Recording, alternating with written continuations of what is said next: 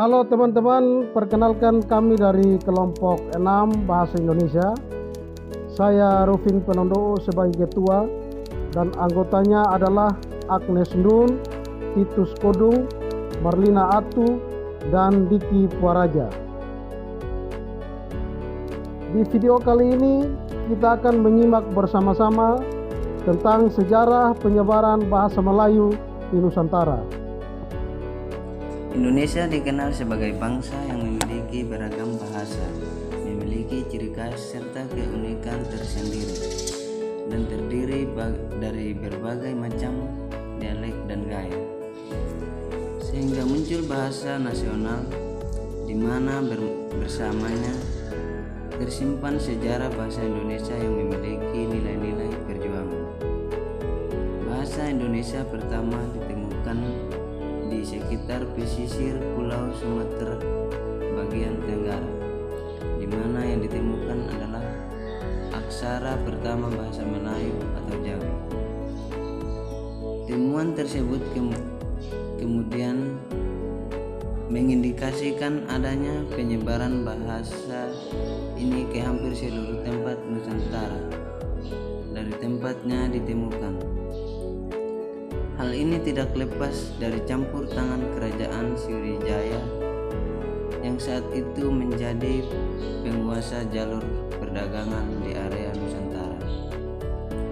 Bahasa Melayu menyebar ke pelosok Nusantara bersamaan dengan penyebaran agama Islam, serta makin kokoh keberadaannya karena bahasa Melayu mudah diterima oleh masyarakat Nusantara. Karena bahasa Melayu digunakan sebagai penghubung antar suku, antar pulau, antar pedagang, dan antar kerajaan. Bahasa Melayu mulai dipakai di kawasan Asia Tenggara sejak abad ke-7. Bukti-bukti yang menyatakan itu adalah dengan ditemukannya prasasti kedudukan Bukit Karangka tahun 683 Masehi, Talang Tua Berangka tahun 684 Masehi, Kota Kapur Berangka tahun 686 Masehi, Karangberahi Berangka tahun 688 Masehi. Prasasti itu bertuliskan huruf Pranagari berbahasa Melayu kuno. Perkembangan bahasa Melayu ini di wilayah Nusantara mempengaruhi dan mendorong pertumbuhannya persaudaraan dan rasa persatuan bangsa Indonesia. Oleh karena itu, para pemuda Indonesia yang tergabung dalam perkumpulan penggerakan secara sadar mengangkat Indonesia Sumpah Pemuda 28 Oktober 1928 dan baru setelah kemerdekaan Indonesia, tepatnya pada tanggal 18 Agustus, bahasa Indonesia diakui secara yuridis. Bahasa Indonesia diakui pada tanggal 18 Agustus 1945 atau setelah kemerdekaan Indonesia. Nama Melayu muncul dari nama sebuah kerajaan yang didirikan di Jambi, tepatnya di Batanghari, bernama Kerajaan Melayu.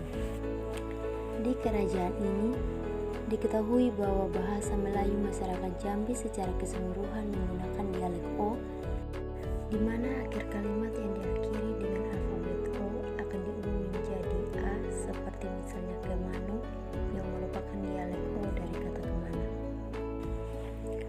Nantinya dialek Melayu ini akan terus berkembang dan menjadi semakin banyak ragamnya seiring semakin banyaknya tempat yang menggunakan dialek ini. Dalam perkembangannya, penggunaan kata Melayu sendiri akhirnya menjadi jauh lebih luas dibandingkan daerah kerajaan Melayu yang hanya mencakup sebagian kecil dari Pulau Sumatera. Hal ini disebut dalam Kakawin Negara Kertaagama sebagai asal-usul mengapa Pulau Sumatera memiliki sebutan lain sebagai Bumi Melayu. Sejarah bahasa Indonesia baru menjadi resmi ketika pada awal abad ke-20. Mulai ada perpecahan bentuk baku tulisan pada bahasa Melayu.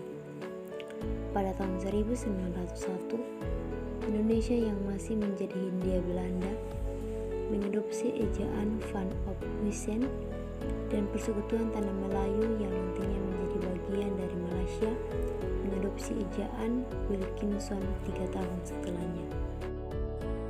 Komisi voor de Volkslectuur atau Komisi Bacaan Rakyat dibentuk pemerintah Belanda sebagai bentuk intervensi pada tahun 1908 dan nantinya akan berubah nama menjadi nama yang dikenal baik sebagai Balai Poestaka dengan D.A. Rinkes sebagai pimpinannya. KRB menjalankan sebuah program pada tahun 1910 yaitu pembuatan perpustakaan kecil di tiap sekolah pribumi dan fasilitas-fasilitas pemerintah yang diberi nama program Taman Poestaka. Akibat program Taman Poestaka yang diluncurkan oleh pemerintah Belanda, terjadi perkembangan yang pesat di mana 700 perpustakaan telah terbangun pada tahun 1912. Program ini melahirkan berbagai anak bangsa yang hobi mencari ilmu dan membaca yang akhirnya menuntun pada terjadinya Sumpah Pemuda pada 28 Oktober 1928. Sumpah Pemuda memainkan peran penting dalam sejarah bahasa Indonesia, terutama penggunaannya sebagai bahasa nasional. Sumpah Pemuda sendiri sebenarnya adalah hasil putusan yang diterima dari Kongres Pemuda kedua pada tanggal 27 dan 28 Oktober 1928. Dalam salah satu isi Sumpah Pemuda tertuliskan bahwa pemuda dan pemudi Indonesia memutuskan untuk menggunakan bahasa Indonesia sebagai bahasa pemersatu bangsa. Pada kongres ini juga Muhammad Yamin mengatakan bahwa ada dua kemungkinan bahasa yang bisa menjadi bahasa persatuan, yaitu Jawa dan Melayu. Dan Yamin berpendapat bahwa bahasa Melayu yang akan menjadi bahasa pergaulan. Dari pembahasan di atas dapat disimpulkan bahwa sejarah bahasa Indonesia bersumber dari bahasa Melayu. Bahasa Indonesia secara sosiologis resmi digunakan sebagai bahasa persatuan pada tanggal 28 Oktober 1928.